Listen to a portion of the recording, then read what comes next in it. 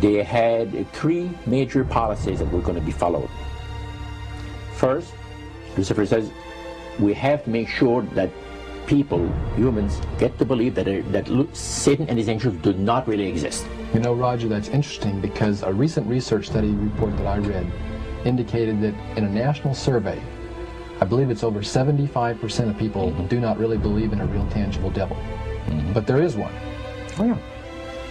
The next thing, the three parts policy that they had adopted there, the second one was to find a way of being able to get total control of people's minds. And that would be done by taking hypnotism out of the realm of the occult and introduce it as a new science for the benefit of mankind.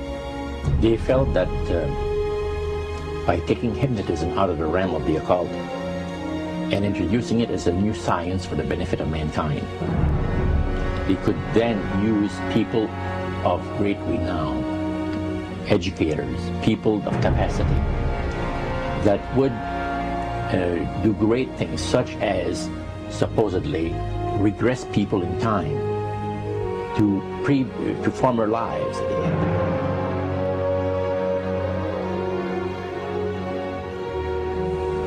And of course, after the session is over, the person would not know a thing about ancient history.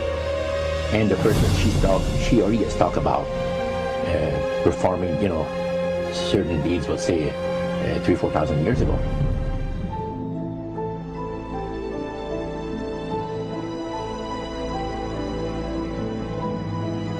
But this was their strategy. Now, what this would do for the thing is this, that it would create in the minds of the general public, solidly set in the mind of the general public, an unwavering trust in that great deception. So now this would be a way of de-Christianizing the Western world through the avenue of mysticism.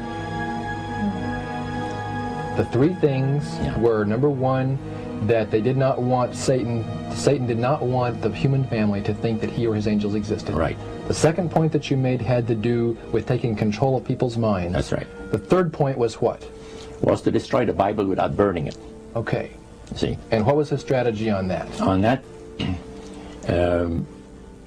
it was very interesting. Because after the Great General Council, it was decided that Satan would tutor Charles Darwin personally in setting up the principles of his theories of evolution. He was tutored by Lucifer himself, fallen Lucifer. And at that time, it was understood, Satan and his spirit counselors understood, that if a person was led to believe in the theory of evolution, it would, in his life, destroy completely the creation week of the Bible, the fall of man, and the plan of redemption. It would do away with it. Anyone that teaches a theory of evolution is considered to be a minister of a great religious system. And he said that every teacher of that theory is recognized by the spirits as a person of great value and receives a very special unction from Satan himself, giving great power to induce spiritual blindness, to convince and convert. Three capacities.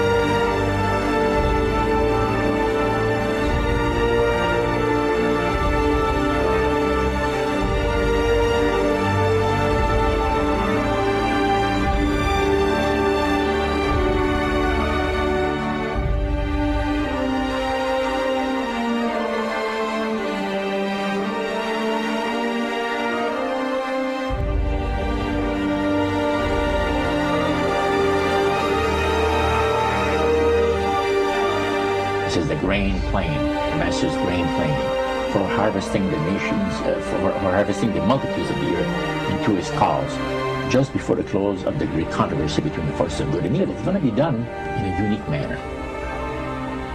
This grain plants is going to take people are going to eat the stuff, because it says spirits, demon spirits, will declare themselves to be inhabitants of far distant planets in the galaxies that are coming to warn the inhabitants of planet Earth of the impending destruction of the planet unless something seriously proper is done to avoid it.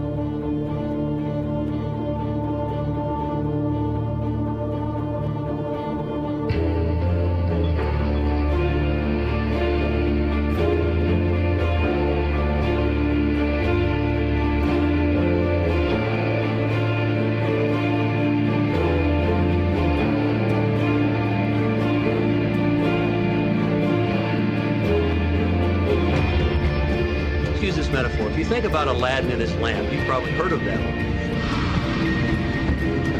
The genie always says one thing. Your wish is my command. You know, the universe is this great genie, and your conscious mind is Aladdin. It formulates the intention of what you choose for your life.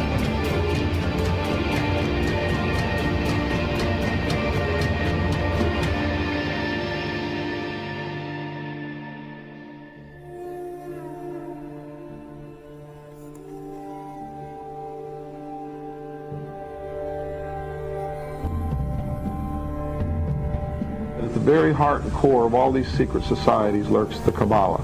It is a method of encoding information through a system of mathematics and numbers. These people that belong to the secret societies never dared to write down in any language what they knew, what it was that they were guarding, because then someone could steal it and then the secret would be out. So they took this knowledge and they made it occult through a system of encoding, encryption, one of which is mathematics, numbers. Another is architecture. Everybody wonder, why do they have a fraternal organization called the Freemasons? Aren't those the guys that build walls?